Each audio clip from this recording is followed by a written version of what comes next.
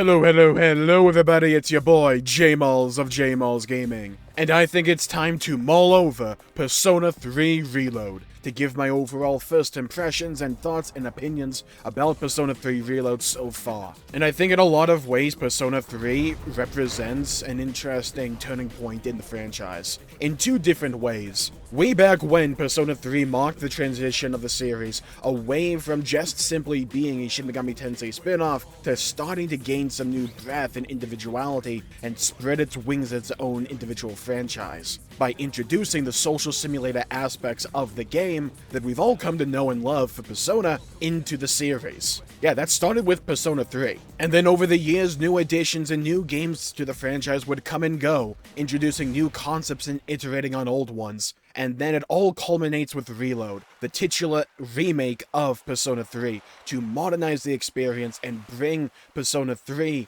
up to the level of, say, a game like Persona 5 Royal. Well, how does it hang with the new boys? And I'd argue pretty dang well. More akin to Fez than, say, Portable, the game has actual cutscenes in it that, in my opinion, all add to the overall experience and add charm and individuality to each scene. And I think that's one of the things that Persona has always kind of gotten down pat and always nailed. That is the artistic direction of the series. Each game has its own vision, its own aesthetic that is unique to it, even within the same, like, sub-series, like Persona 3 Fez, Portable, and Reload, all have a distinct look to them all that just feels like Persona, but gives each game a sense of individuality that I think is sorely needed. Whether it's the sound design, the UI, the main menu, whatever, the game breathes this class and personality into nearly every pore without ever really overdoing it, in my opinion. And now that I'm firmly knee-deep into the August month of the game,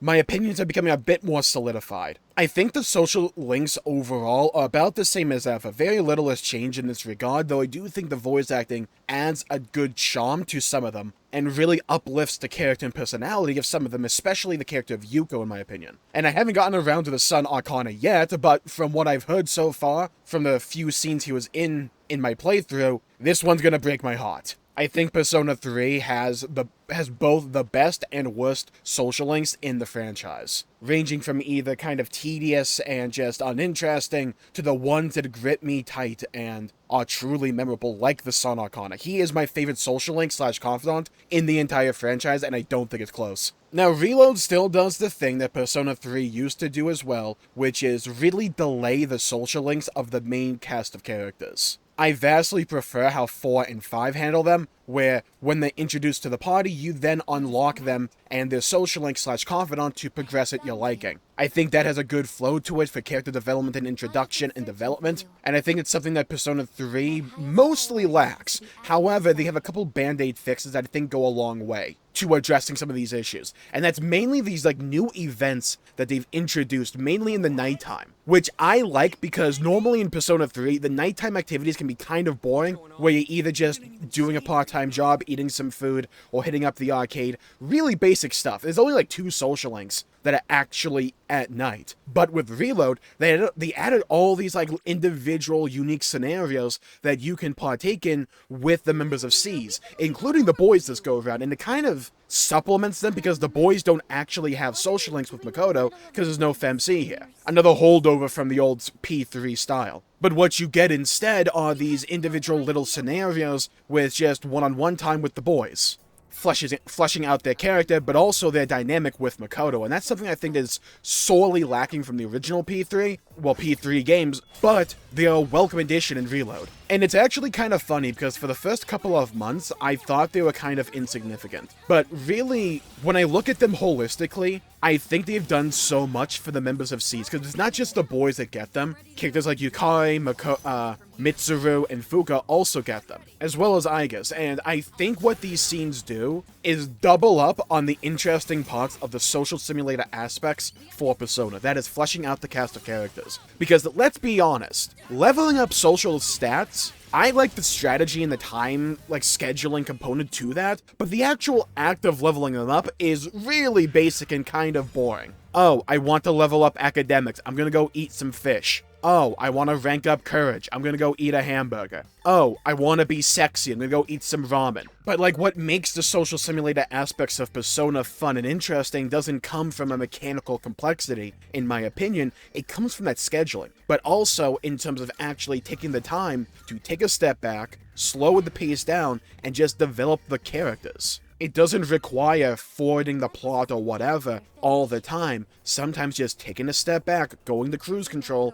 and just letting these characters breathe and communicate with one another is the best that you can do, and that's what Persona 3 Reload does. And it's kind of taken after 4 and 5 in this way, and I think that is for the best. I care way more about the members of SEES already than I ever did throughout playing Portable. And it didn't take much, right? Genuinely it doesn't. But I think myself actually playing a version of Persona 3 that has actual cutscenes in it, and isn't just visual novel, alongside these new scenarios, really help. Because each of these characters and the members of SEES are really compelling and great. And what I really like about these new scenes they added is that these scenes focus in solely on the characters. One of my major issues with Persona 5 is that some of the social links / confidants for that game, for the main party, don't really, well, deal with the character. They deal with a supplementary character that is introduced that is kind of meant to showcase the development that the confidant has, or has had,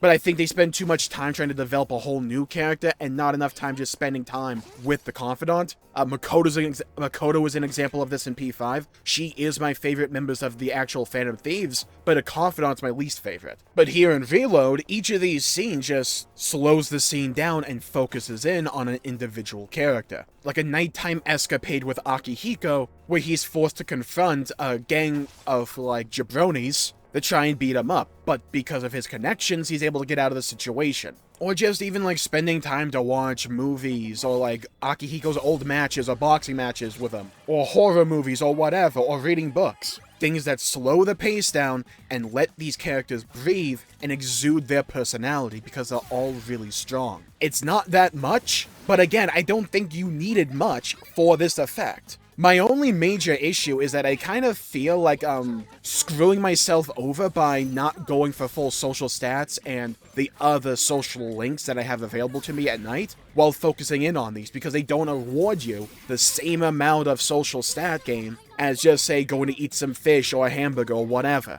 I think if you readjusted them to further incentivize you actually doing these, I wouldn't feel like I'm being suboptimal here. But you do unlock new abilities for the gang, for each character, right? And these aren't anything minor, like they're really strong. Like Yukari essentially becoming a free healer because her heals cost next to no SP now, because of a new ability that I got for her by simply hanging out with her. Or I unlock new food that I can use in Tartarus. It's just the min-max in my brain that's like screaming out to me every now and then that I've kind of fought back because these scenes are actually kind of cool. And they don't even require you to do all that many to gain a new ability. It's like 3 or 4, something like that. It's not that many. And even for a character that I've benched, I wanted to see their story play out, so I did Akihiko's even though I benched him immediately. And this kind of goes into the combat, because these new abilities or these new passive buffs that these characters acquire through these new like hangout events are really strong. But they also add individuality and unique gameplay to each of these characters, and that's something that I truly cherish when it comes to these turn-based games. I love it when characters not only sound different and unique from a story perspective, but when their gameplay exudes their personality and kind of furthers their story in such a way. And that's what largely happens here, either with the Theurgies or their new gains and passive buffs, like Mitsuru gaining more Theurgy gauge by utilizing crowd control abilities and status effects. They are far stronger in this game and in this version of Persona 3, so I feel more incentivized to use them, but Mitsuru synergizes extremely well with them. And another thing, Junpei works off of critical hits, but Mitsuru can apply debuffs that make it so enemies get crit more. I haven't gone this way because I subbed out Junpei for Aegis, because I'm full-on Team Robot, but there's a synergy there between Mitsuru and Junpei, where Mitsuru puts the enemies in a position for Junpei to capitalize and do massive crits off of. There's a real strong synergy there. Yukari feels so much more impactful and useful in this version of Persona 3 because she not only brings to the table some decent DPS and wind abilities, but also her healing is actually insane and really efficient. I haven't felt the need after gaining her new abilities to lower her SP cost for her healing to really ever use an actual item to heal. If I really want to grind Tartarus and need to re-up my SP for, say, Mitsuru or whatever, sure, I might do that, but Yukari's just such a good heal, I haven't felt the need to. And I don't feel like I'm screwing myself out by having Yukari on the team. That's great. Ika's has just been hilarious to use because I think her animations are funny as all hell and cool. But also, she gains, like, Arrow Storm or whatever that name of the ability is. It's like 1 to 4 piercing attacks, AoE. Dude, grinding Tartarus is legit comedy. I have Mitsuru, right? Just apply all these status effects like Distress on everybody, so they're easy to crit. I have Igas come in, land a giant hit with like Arrow Storm, and if that doesn't work, I have like Rakshasa on MC, so I just do another AoE physical attack, so I have like multiple opportunities here to crit, and then I have Yukari just healing everybody up. I've said this before, and I will say it again. I think they made a valiant effort to make the combat more fun and rewarding in Persona 3 Reload. I think in Persona 5 Royal, they thought, okay, let's add some more mechanics and flesh out this combat loop, and I think they did a valiant effort in that game,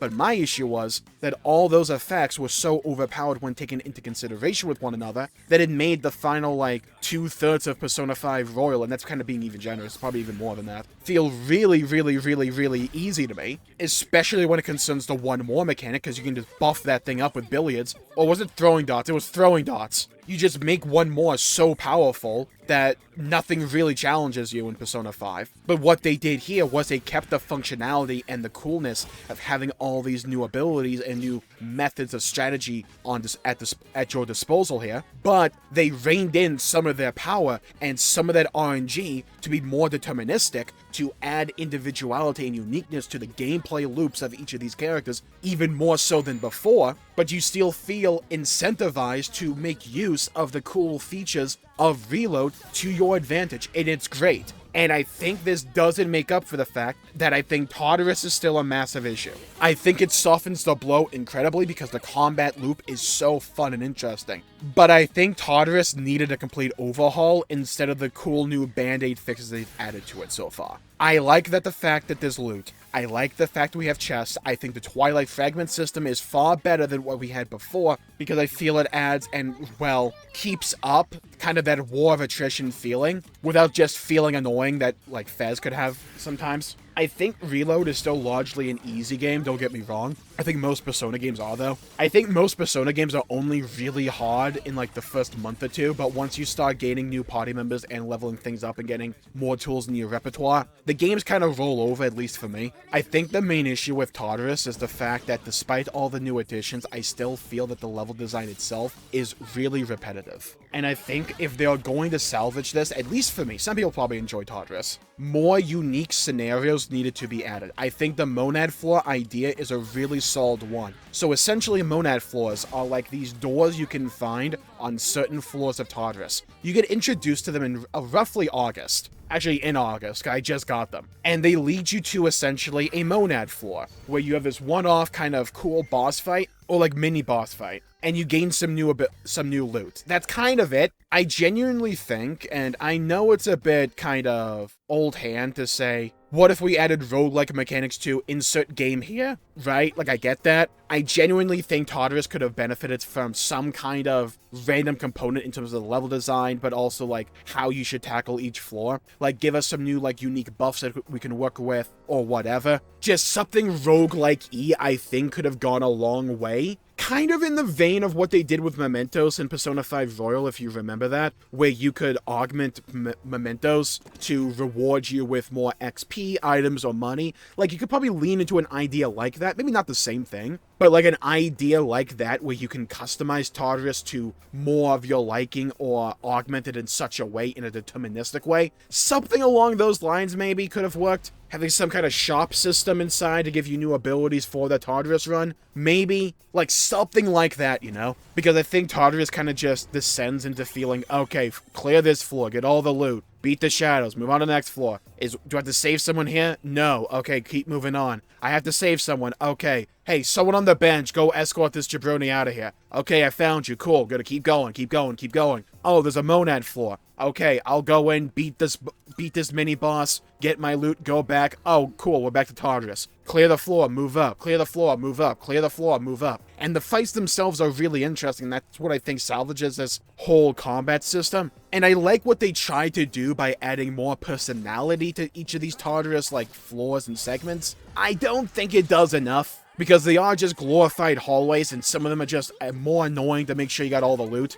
I don't think it ruins the game for me or anything, because I also think the game so far has been really well balanced. I haven't felt the need to really grind at all. And they also have a system where you can catch up your party members in terms of, like, XP and levels. I would have kind of just preferred them to gain XP passively, like give everyone growth 3 and just call it a GG, pretty much. But I like the fact that I can at least, you know, swap my party members around and not feel like I'm being a complete idiot by bringing someone in like it's 20 levels below everyone else. That's cool, right? And honestly, I think one of my biggest takeaways, before we wrap up the video, I think one of my biggest takeaways from Persona 3 Reload is I think the members of C's, like the cast of P3, got a cough, I've been enjoying them way more than I used to. For a little bit of context, I had seen mostly like a highlight playthrough of Fez, then I played Portable by myself before Reload came out on stream, and I really did enjoy it, but I didn't feel that the members of C's and the cast of P3 were up there with the cast of P4 and P5 for me. I think P4's is still my favorite personally, because I love how that game handles character development and introduction, and the overall pacing of P4, in my opinion, is sublime. But I definitely think after playing Reload, and I'm only in August, so chances are my thoughts on this cast of characters is only going to go up. I think they're right there with P5 for me, if not kind of leapfrogging them. It's close, you know? Like, I imagine I would say, oh, maybe I prefer P5s if I was actively playing P5 right now. I think for me, like, they're neck and neck. I really, really enjoy this cast of characters right now, and I think the new scenarios and the new combat dialogue they've added, and just like these overall just little scenes they've added, nothing like some substantial, nothing massive, right? Just these little scenes of character development and just letting these characters breathe and be themselves, I think has been a massively welcome addition. So yeah, I think we've mulled over Persona 3 Reload enough for one day, I think so. I think I've covered everything that I really wanted to. Elizabeth is still the GOAT, let's be fair here. So, I'll call the video there for the day. Leave a comment down below with your favorite Persona game and why you love it so much. I'd love to hear your thoughts and hear your opinions. And let me know about your thoughts and opinions about Persona 3 Reload. Don't worry about spoiling me, because I know the story of P3 because I played Portable. So just let me know your thoughts and your opinions. Stay safe, have a great day, make sure to leave a like and subscribe. It really helps the channel out and helps support future content, and I greatly appreciate it. Stay safe out there, buddy, have a great day, and I'll see you all next time. Bye-bye, everybody, until we meet again.